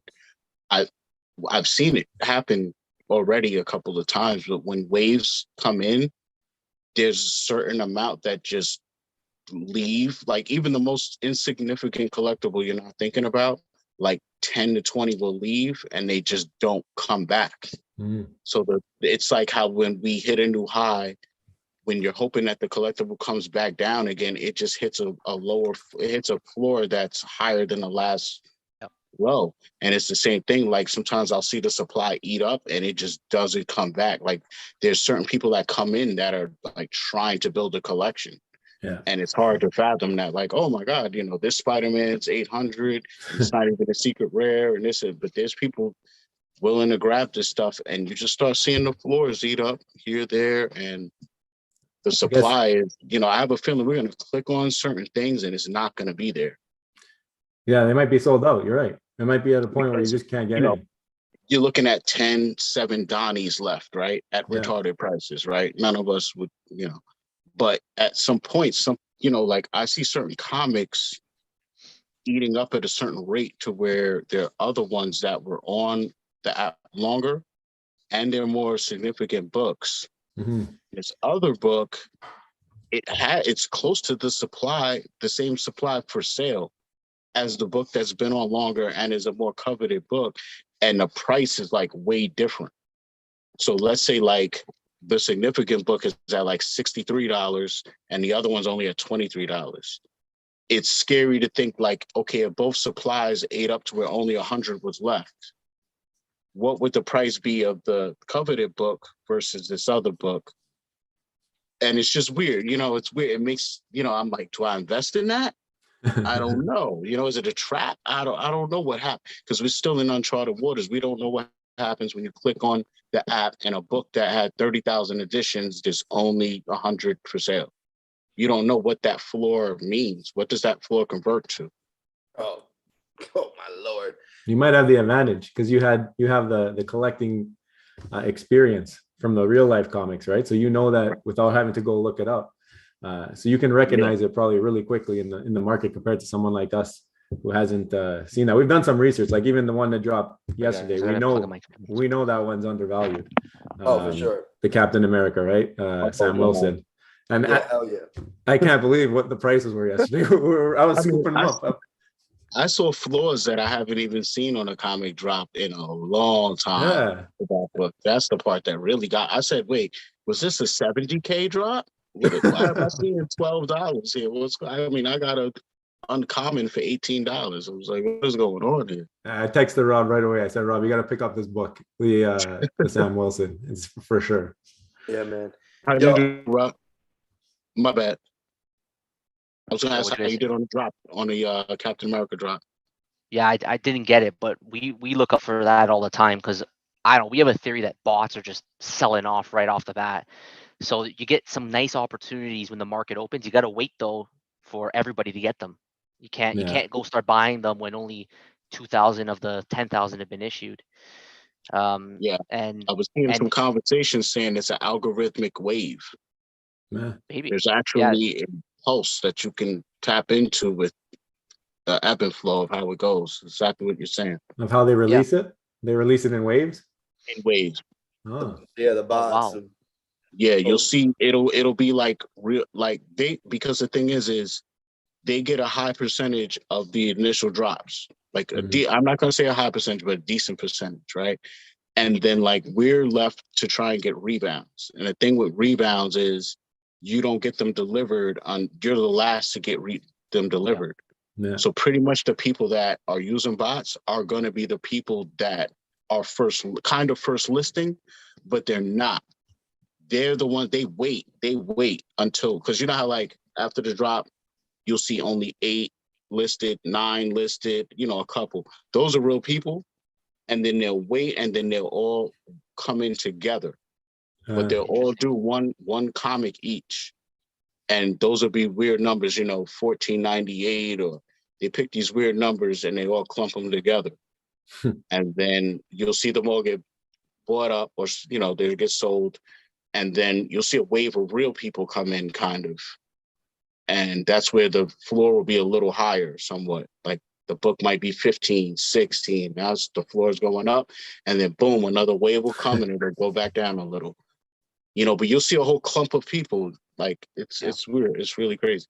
You gotta pay attention next time. Well, if the price is good, and I'm actually curious because you guys are real comic guys. We also have a theory that long term, when more real comic guys show up on this app, they're gonna want the common because that's the original looking collectible. Do you agree with that, or do you think? I agree. I agree personally. And to go with the first thing you said, I made a video where I called up some comic book stores, and the last one I called up was the one on Times Square, Midtown Comics. And I mean, this is like the comic book store, you know. And this guy that works there had no idea what Veve was, and so you know, it shows that we're so early. And the second part is, yeah, man. I mean, the comment is what attracted me. You know, Strange was like, he was the one that put me onto the app, and he said, hey, you know, I'm gonna gift you something. And so I went, opened up this app. I'm like, what is this guy talking about, man? Opened it up, and he gifted me Marvel 1. It was the day it dropped, right? And I was like, oh, you know, because again, you know, and then after that, you know, I obviously, you know, been involved in it. But yeah, man, me personally, I love the comics, man, because, you know, this is what I have at home. There's been a few comics that I have here that come out, and I want the comic. All right. That's what we thought, and I'm glad to hear that from someone who actually collects comics and has comics. Yeah, man. Strange. How do you feel about that? Yeah, I would add a caveat in that even though a lot of comics that they're dropping came out, you know, when I was a kid, there's a lot obviously that they're dropping that was out before I was born. You know, they got stuff from the 60s, you know, a lot of the first issues and stuff. So I don't really have any type of sentimental value to those books. And the main ones that I would have sentimental value with, that I really enjoy collecting, they haven't even scratched the surface with. Like I was big into Punisher War Journal, you know, the Craven the Hunter Spider-Man books I have, the two that I have that I actually bought before any announcement was even made. Those are the two that I collected when I was a kid, and those two weren't even released during this set that they Oh, really? Wow. So, you know, I'm all over the place as far as trying to make any connection with what they've been dropping. So it's not really about that for me, but I do understand the perspective of like the value of the comic cover. With that said, I'm not only an early comic book collector, I was an early investor of sorts. And the investor mind that I have, there were certain times like early on when they were dropping books. One of the X-Men, the House of X, for example, that was like the third or fourth drop or something like that. It was still early where people were like, you know, I don't know how comics are going to be received and da da da.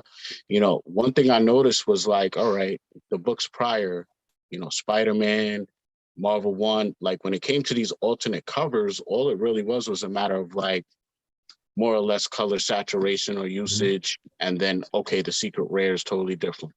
And then I'm looking like, this is the first book where the uncommon is like its own cover, its own theme. Like you're looking at Gambit about to kiss Rogue, like that's crazy. And then the rare is totally different, like it's super cartoonized cover. So I'm like, this is different. So I started actually stacking the uncommon of that book. And that just started opening up my mindset earlier than a lot of people towards kind of trying to figure out, you know, at what point did variation covers become a big thing in the comic book world? Because like when me and Joe were coming up, we weren't big into the variation covers. Like we didn't even have access to it. 9 times out of 10, you didn't even know about it back then. Like Right. it was The variant was like very rare. It was like one per case. You know, one if per there was, case. And again, Wow. when you're walking into a stationery store, you don't even know as a kid there is a case. You know what I'm Yeah. saying? That became a right. thing when you're talking the stores and how, you know, they're ordering cases. So like to tell me there's a book from the 1960s that someone that was born in the 1960s and was a comic book collector is going to see some secret rare of some 1967 something cover, X-Men #4, and be like, oh, that's the one I want. I highly doubt it. Yeah. I mean, the odds of that person who even collected X-Men #4 being alive and being on Veve right now at 90 something, I don't know. So I think we are the ones that perpetuate the weight that Marvel 1 has because Yeah. we give it that weight.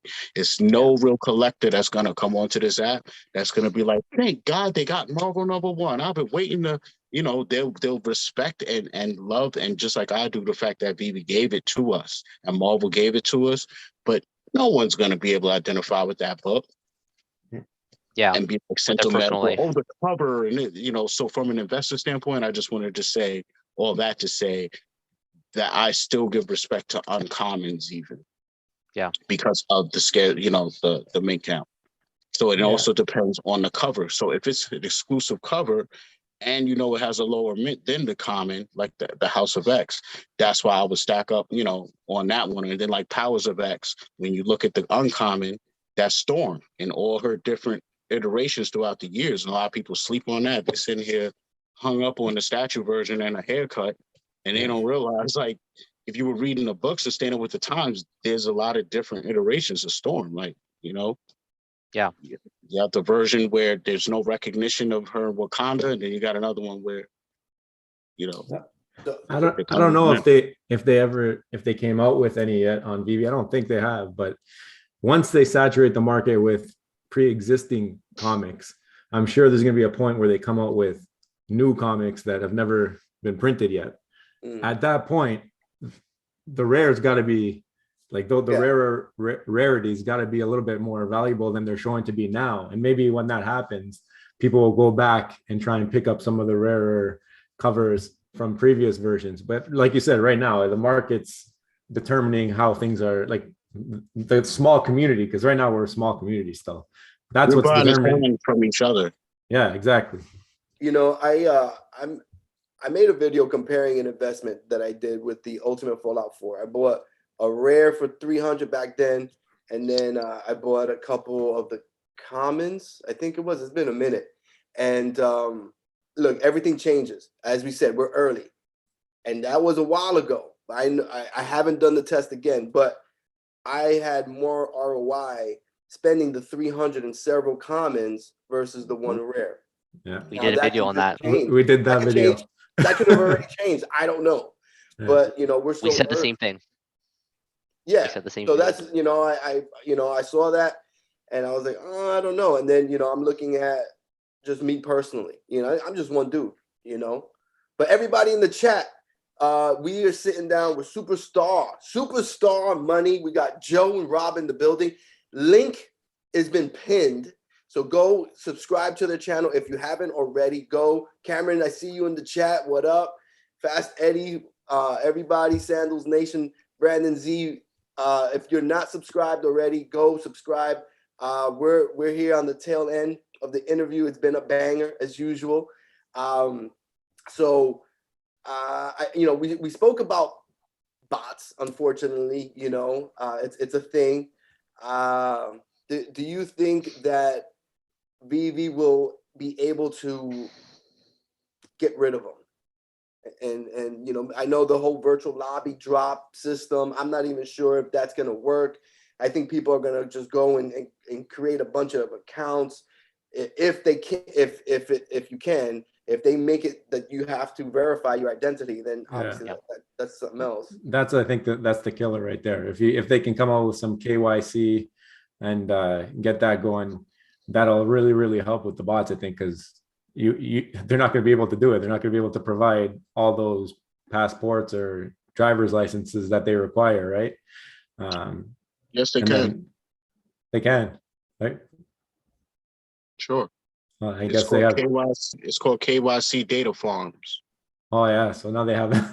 They think of everything. These guys. Like, you know, here in New York City or any other major city, you have fake people, ID. right? You know, there's credit card scams and all. So to get a full credit card, I got to show driver's license and all of that. You know, there's people who sell personal data all the time. You know, people go missing all the time. People's information gets stolen. You got data breaches.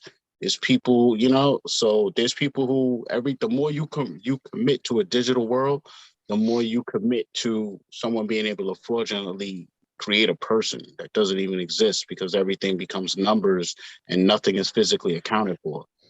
So I think that's Dr. Strange, that's a good point, and it reminded me of something. So first of all, but with MCP and KYC, it's still going to help. But what you just said reminded me of someone I met actually in Barbados. I met him.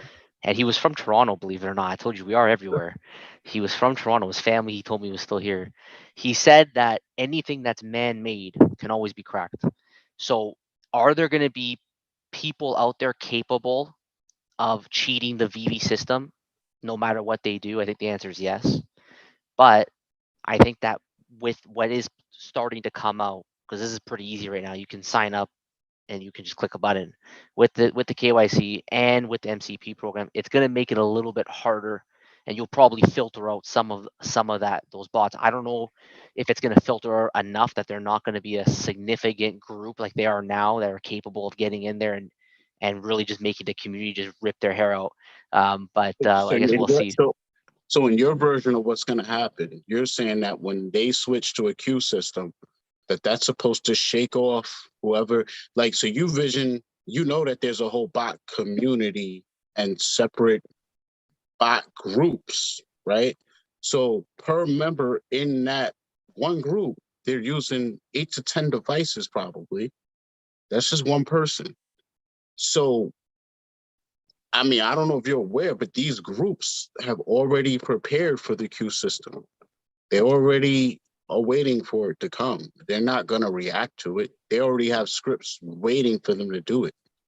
Yeah. So in that situation, especially with them recruiting at this point, people to join and you know, I was just on eBay today and I was just curious if you could buy Veve stuff off of eBay still. And because at one point they didn't want NFTs or any digital stuff sold on there. And now it's back up and running. And I saw people not only selling gems on eBay, I saw people selling different versions of bots on eBay. Yeah. You can get one just for blind boxes and all. It's like, yeah. I do agree with you actually. Like that's my point, right? Like anything that Veve comes up with, there's gonna be actors that are gonna be fully capable, but it's gonna be a game of cat and mouse. It has to be. They're gonna change. They're gonna filter out some of them. Then those guys are gonna adapt. Then Vivi's gonna have to adapt. Evolution. It's just gonna be a game of cat and mouse. So I guess the ultimate answer is, can they ever eliminate the problem? And I think from our discussion right now, the answer would be they can never eliminate the problem, but only hope to consistently improve it. That brings up a good point, because I was thinking about this actually earlier. When we do scale, right now we're at whatever 1.5, 1.6 million active users. When we do scale to 10 million, in order to do that, you're going to have incentive for the other 9 million that show up, right? So they're going to have to be able to get a piece of the pie. So when that does happen, are we going to, I guess, these are what my thoughts are. Are they going to be putting out a drop every hour, or are they going to be increasing the drop lots, or both? Like, what do you guys think for that? Well, a long time ago, I came up with the answer to at least throw bots off, which was, and they almost cracked the code, but they didn't get it right because they ain't got me working there. But they scratched the surface by saying, "Hey guys, we'll do 2 drops in one day." At the same time. No, see what'll break somebody's back is when you do 2 totally different drops at the same time. Mm-hmm. And not only that, but make them the ones where you have to click on which one you're going for. Yes, that's true. Those are the drops that you smash together. And basically, I hate to say it, but I'm not gonna front, man. I'm getting a little worried right now because I understand what selling out does, man. And what I mean by selling out, you know, when you're a musician, there's different ways you sell out. You can sell out. And in this situation, Top Shot sold out. You know what I'm saying? They went for the quick cash and the money, upfront money, and oversaturated the market at the expense of the collectors. And I understand that, David, you was a serious collector and understands the collectability and not oversaturating the market, but they're walking a very fine line when you're talking about doing multiple drops every day. And that's what they're talking about doing. And you can do that if the drops are totally different from each other. So if you're doing a collectibles drop and a comic drop and an accessories drop, and then some other type of, fine, but you're walking that fine line. That's all I'm just saying. Like, you got to really be careful, because if you up the mint count trying to satisfy bots and how much people's on the app, it's going to you're oversaturating and you're oversaturating from different perspectives. So spreading it out. Yeah, man. Spreading the money out. It's a touchy subject. We could go on and on about it for hours, man. But I'm gonna move on because I see it's getting a little late. And I have a few more questions I want to ask. If the next one is, if you guys were going to be rich, but you had to work, you know, some type of job, what would it be? Ooh. Or run a business? That's a good question. I guess like something to do with like a professional sports team or something. I guess like a GM or something of a football or a hockey team. Okay, I like that. I like that. What about you, Rob? Honestly, I like my current job. I believe it. Like I don't think I would change. It's all I know. I'm good at it. I like doing it. So I'm an engineer. I would stay as an engineer. It's something that even if I had all the money, if I had to continue doing something as a job, I would do that. Okay, very cool. Are you guys into sports? And you mentioned Joe. You mentioned hockey and whatnot. Yeah. What's your favorite sport? Hockey. Hockey. Yeah. What teams? I'm a Flyers fan. Oh, not too hot this year, but yeah, I'm a Flyers fan since like I guess the early '90s with the Legion of Doom there. Oh snap! And what about you, Rob? Yeah, hockey is my favorite sport, and yes, I am a Leaf fan, so I'm still waiting. I'm still waiting for that glory. This year they got a chance. This year. Yeah, so Man, I'm waiting for that. But soccer's pretty cool too. In North America, it's starting to pick up a little for bit. sure. But we're For both those sure. guys, yeah. So, Rob, what's your favorite food? Steak, straight Steak. steak. I think I can eat steak every day if I had to. I just Medium well. love How do you like it done?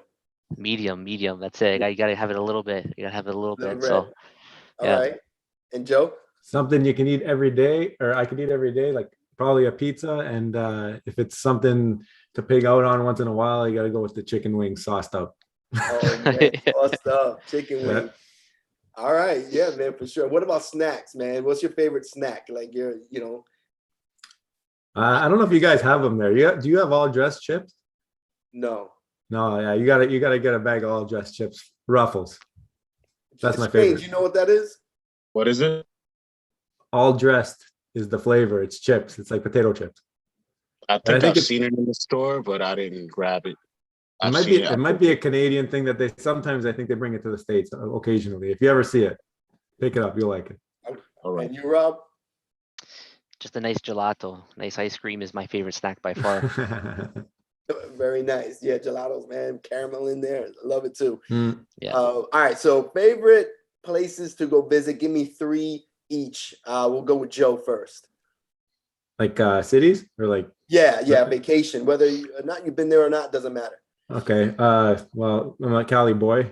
It's got the the little hang loose, right? The Shaka there. So I go to Cali like quite often actually. Before all this, it was like yearly. I've been to Hawaii. I'd go back. Enjoyed that. I'm close to home type of guy. I mean, so if I had one in there overseas, I'd go back to the homeland, check out Italy, maybe the Amalfi Coast. Those are my 3. Ooh, nice. Yeah. Nice. I love that. And Rob? Yeah, I think top 3, definitely we gotta put New York in there. I had a great time when I went. LA for sure. My fiance loves California, so they got everything there. We drove the coast, is beautiful, and yeah, I would agree with him. Italy has to be the next spot after that. So Caribbean, I left would be maybe somewhere in the Caribbean as the 4th. Aruba, Cuba, something like that. Just something nice, relaxing time. But that's it. Yeah, man. My wife and I, we went to Aruba. Very nice, man. I recommend the Marriott, man. It was cool. It was a nice, like a young atmosphere, DJ all the time, like at the pool, man. It was chill. It was chill. So if you go to Aruba, look that one up. They have their own private island and all that. Nice. Take a little boat to it. It's cool. It's cool. Nice. So all right. So what about favorite music? What kind of music you guys into? I'm not too picky actually. I'm like top 40. Like put whatever's on the radio at the time. Like I can weekend. I'm into like that type of stuff lately, that kind of vibe. But realistically, like if it's hot, if it vibes with me, then that's good enough. All right, cool. What about you, Rob? I think EDM probably is the top for me. I'm a top 40 guy too as well. But anytime you got anything like any kind of EDM music or Really classic yeah, Euro. classic Euro I love as well. Tiesto type of stuff. Yeah. It's all good. It's all good. Day to day though, I'm top 40 mostly. I'm just on Spotify, right, running through the top hits and work out to that, whatever. So have you gone to any of those music festivals? Yeah, I've been to them before. I don't think I would go anymore. Not really, my type of crowd anymore. But when I was younger, I did go to a few. Yeah, man. I know. I'm the same way, man. I don't know. Funny how we evolved, though, right? Yeah. Like, Priorities. Yeah. Dude, I mean, now I'm like on the weekends, man. I just stay home. If my wife wants to just have like a date night, we're like, all right, we're gonna go have dinner and maybe go see a movie, and then we come home, and that's, I mean, back in the days before kids, man, it was like, all right, we're going to the club, we're doing this. Man, I'm not about that, man. Yeah. So, okay. All right. So this is my favorite question I always ask is, all right, so we're going to jump into the DeLorean, throw on the flux capacitor. We're going to go travel in time, three different time periods. One, before you were born. All right. So we're going to go to any time before you were born to go experience something, see something during your life already to re-experience or something you missed out on, and then something you anticipate in the future. So before, during, and future. We can go with Rob first. That's a tough question. It's a lot to swallow. Probably, I would consider going back to the 60s. It was just a completely different time, and looking at my grandparents, and probably a simpler time. Like, I'd be interested just to see their lifestyle. Like, obviously they can tell you about their lifestyle, but it seemed much more of a family oriented, very close knit type of lifestyle. You really weren't able to, like today, you couldn't really communicate the same way and be connected the same way. So you really were close in terms of your group of people. And it'd just be interested just to see some of the communities around here in the city as well, how they were during that time period. So you said, if I can go back in time, like now, like during my lifetime, where's the next spot to go? Yeah, during your life. So 60s and then now something during your life. I wouldn't mind going back to like the late 1990s. I remember it. So if I'm older, I would experience it differently. So that'd be kind of cool just to see it from kind of like a bird's eye view in that sense. And then in the future, well, I love the space. So if I had to go to the future, and they say it's in the near future, I wouldn't mind seeing when with Elon Musk and everything with the space travel. I wouldn't mind seeing when they can finally bring people to another planet. And I don't know if you're into SpaceX or anything like that, but they claim they're really way closer, and we probably will see it in our lifetime, but we'll find out. Yeah, man, I love it. What about you, Joe? Okay, I thought I had more time to think about this, Rob. So, Mhm. so to go back in time might be the only chance I get. I'm gonna go back to 1975, watch my Philadelphia Flyers lift the Stanley Cup. That's a good one. Be in the building. That's a good one. Bobby Clark on the ice. Hey, I said the 60s. I said the 60s. You were close for the Leafs. Yeah. Need to make sure I see that at least once. So you get the time machine. That's going back in time. If I'm gonna go back during my lifetime, I think a lot of us might want to go back to November 2019 before all of this, when we didn't have to walk around with masks, and you can live your life normally and know what was coming, and maybe do a little bit more, right before. Yeah, man. Hey, Joe's in Florida though, so he has a little bit more flexibility, no? Yeah. You're open. We're locked down still, but and then the future, I wouldn't mind seeing how this whole metaverse plays out in maybe not in the near future, but maybe like give me like 10-15 years and see how things are going. This way I can come back to now and invest in the right things. Yeah. So you would biff them. You would definitely go see what's gone up most in value. 100%. Trying to do a biff. Exactly. I love it. For sure. Strange. I love the fact that that a lot of people say that, like we're gonna get ahead and go and reinvest in what went crazy. You notice I got a term now, right? Yeah, you're doing the biff. I call it doing the biff. You're gonna biff them. Yeah, man. Strange came up with that term, man. Nice. Biff them from Back to the Future. Very cool, man. I love it. I love the answers, man. It's definitely my favorite question. That not we mine. My favorite question is coming up next. Let's go with it, Strange. No, I want you to ask it. I love just hearing you ask it. You know what it is. Do you believe in aliens? Yes. That's the question. Let's go with Joe first. Joe first on the hot seat. Do you believe? Is it alien like a little green guy, or is it anything that lives outside of the Earth? Outside of Earth, other dimension. 100%. 100% it exists. It has to. 100%. 100%. We got it on record. Joe from Yeah. superstar money is saying 100%. 100%. Okay, so you would put that R2D2 on that?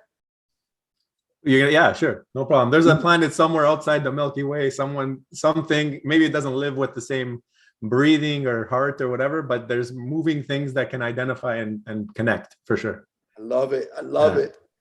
And Rob, what do you say? I'm gonna take a little bit more of a long-winded answer with this. So, He's thought about this before. so I had a chance to think about it. I've talked about this before, people. Actually, I think just last week, by the way, NASA was talking about how they think they found like fundamental organic material on Mars, which doesn't prove it, but it definitely, if it was here on Earth, would mean that there was some kind of microbes that were able to live there at one point in time. And they know that there were some old oceans there, and then usually if there's water, then there's the belief that life could live. But anyways, they talk about entropy. You ever heard of entropy before in science? You guys know what that is? It's like the belief that naturally the space always wants to expand. Everything naturally wants to expand, become disorganized. Right. And everything naturally just wants to become disorganized constantly. That's the balance. So I told you it's gonna be a long-winded answer, but so when you think about that, life is like is an outlier.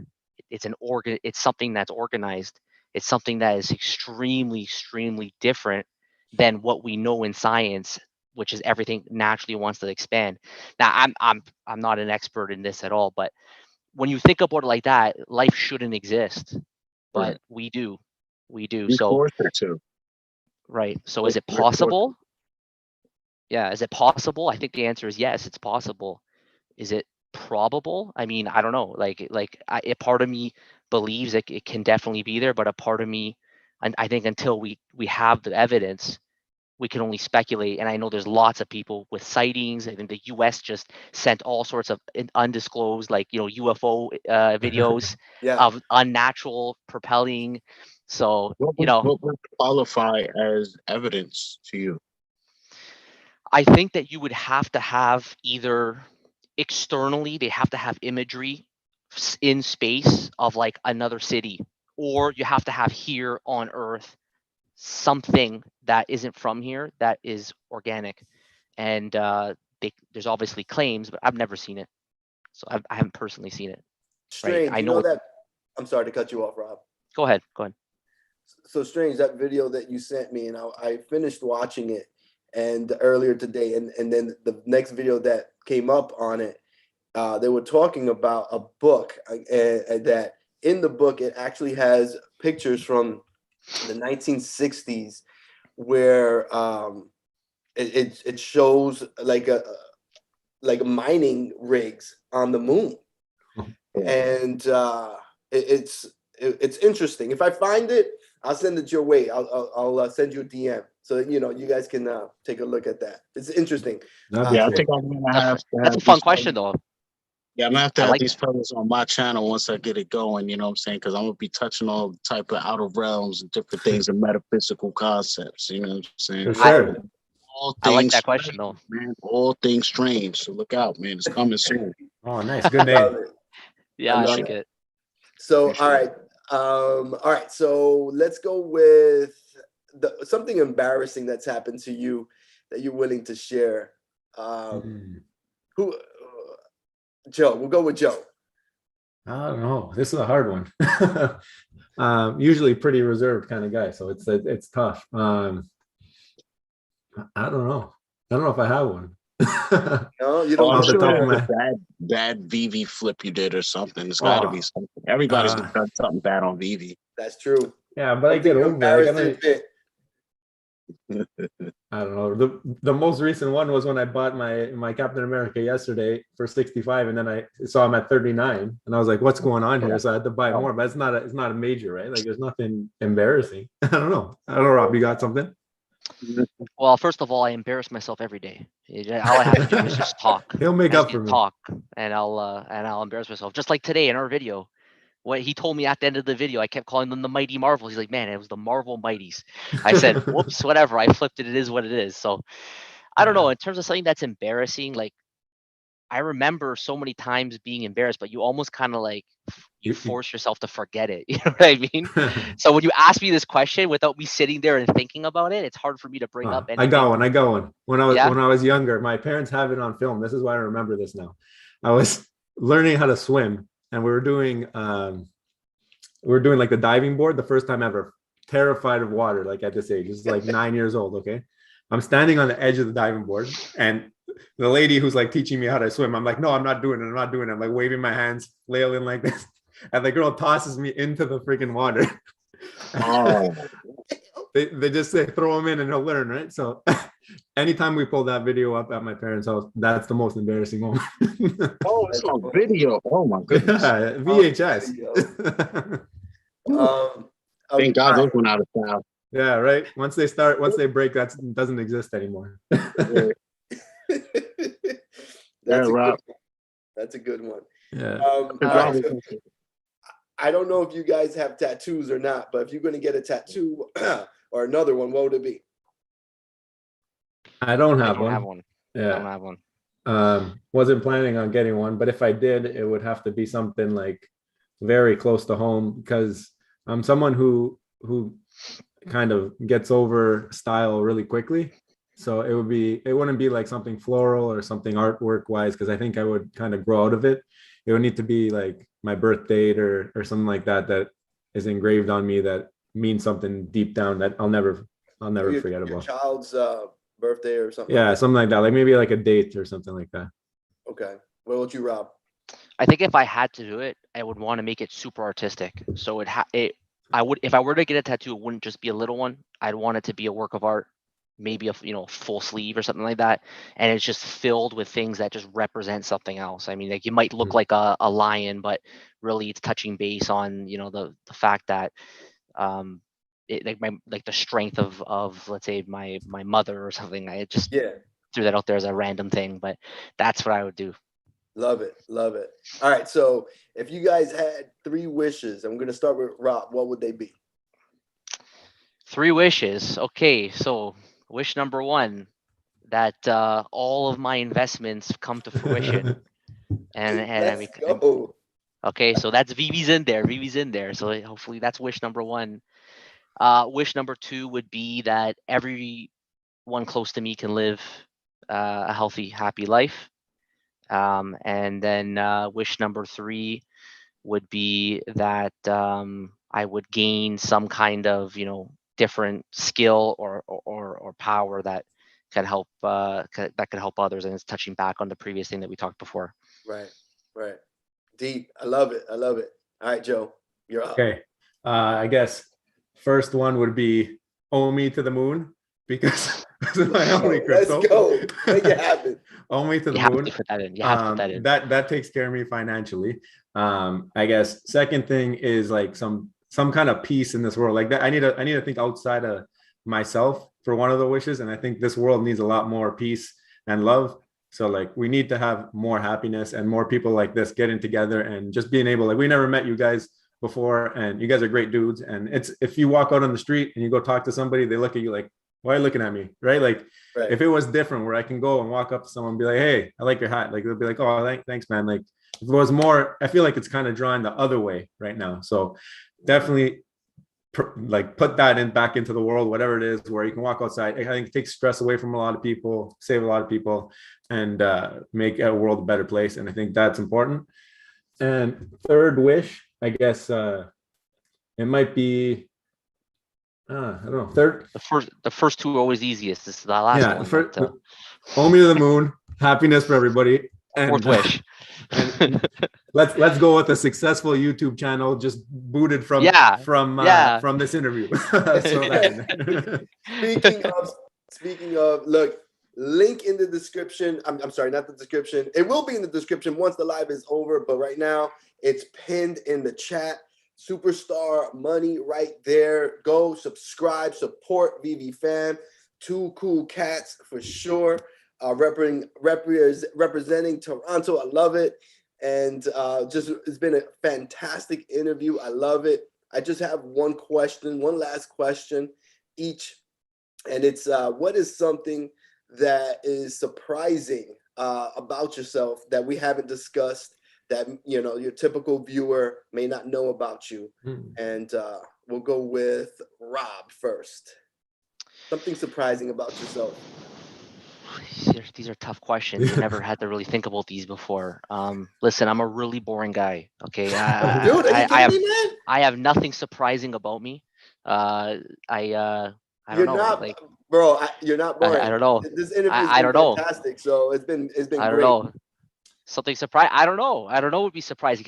How's this? I like comic books now. That would be surprising to anyone who knows me. They would be like, There we "What are you go. talking about? What's going on?" So anyone who knows me is gonna be like, "I can't believe you know comic books." So I don't know, man. I'm gonna have to go with that for now. No, that's dope. That's dope. Hey, man, you're into comic books now, you know, and I'm sure the people you know in real life are probably like, man, what the heck is this, man? Comic books now? You're like a grown man. Yeah, that's it. That's it. What about you, Joe? So I guess the one thing that maybe a lot of people don't know, because I don't plug it on our channel, and I'm not going to plug it here, but I do have another YouTube channel with like 16,000 subscribers where I review like random singing and random groups like worldwide. So like there's like stuff from Asia, stuff from England, like all random different artists, and it actually has a following. And I got kind of cornered into it just because those were the videos performing. I started doing a channel just random things, and those ones started going off, and I got into a really big I don't know what you call snowball of videos from like the Philippines, and their audience is amazing. Like you would never expect it, but they are very loyal, and I kind of been abandoning them since this whole thing started with Veve, but trying to build something else up here. But that's maybe something people wouldn't know about me. That is dope. And before you close the stream, I just want to thank both of you, Dr. Strange and Big Collectibles Joe. Really appreciate reaching out to us. I think we had a great time today. I love that you guys do this, and we have an opportunity as a community to get together and have this discussion. So you told everybody to subscribe to us. I want to make sure anyone here that hasn't subscribed yet subscribes to you. We know you're there. There's 80% of you. That's right. Go subscribe, man. Hit that button. That like, you heard it from Rob, man. Notification bell. You don't know when we're going to be back on the channel. Hit that bell. That's right. That's right. I appreciate that, man. I appreciate that. Wow, that's very dope of you, man. That's just to show the type of people that we have here in the Veve community, the Veve fam. I tell you, Strange and I, we came from the sports card and comic book collecting, realm, and the love that we have here within the Veve community is bar none the best that I've experienced, comparing the sports cards and the comic book community, for sure. So I appreciate that, man. That was very dope. Very dope. And thank you for taking out the time. I know it's difficult. You guys, have families and whatnot. It's difficult to, carve out this time. So again, the link to their YouTube channel, Superstar Money. It's gonna be in all of anyone that we interview. I go and I put their link to their YouTube channel. So anytime I put a description in, there's a little section for special channels. You guys are gonna always be there. So if you go subscribe to everyone that's on that list, again,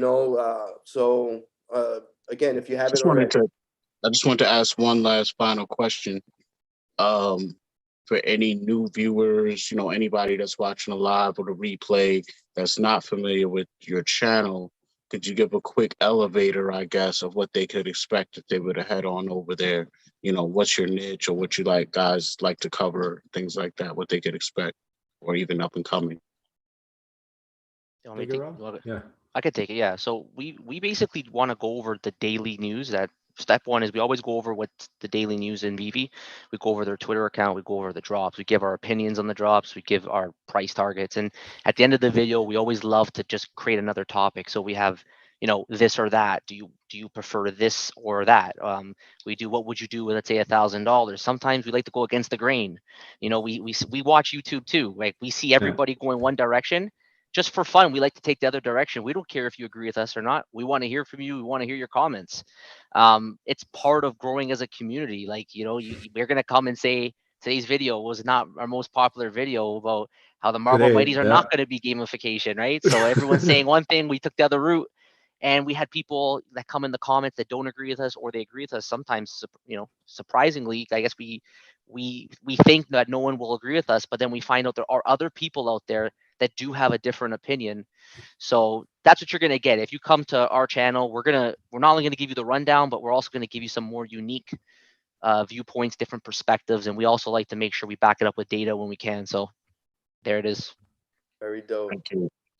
That summed it up, Joe, pretty well. Yeah, I think so. I think that's pretty much it. I think another thing we're going to be focusing on too in the near future is going to be a little bit for Veve beginners, because we do know that there's that crowd out there that hasn't joined yet, and they're going to be looking for some information on exactly what is Veve, because there's not too much out there says, oh, this is how you do a drop, this is how you load gems. Like, so we might do something like that just to appeal to some of the newer people, because I know a lot of our friends, they don't understand it. We have to show them, so at least we can point them in that direction. That's something that we want to have on our channel too. Very dope. Very dope. So again, I appreciate you taking out this time, and I know time doing this is time taken away from creating content, and you know, so I appreciate that. And you know, I hope to have a second round, and you know, we'll go a little deeper than we already did. Pierce the soul. And they're gonna dig deep into those closets and get out them WWF figures. For the next one. I gotta go find them. We should set that up, man. We should set that up for sure. All right, gentlemen, we're gonna go ahead and end the stream. Again, thank you. And I'm gonna go ahead and kill the live, and then if you guys just hang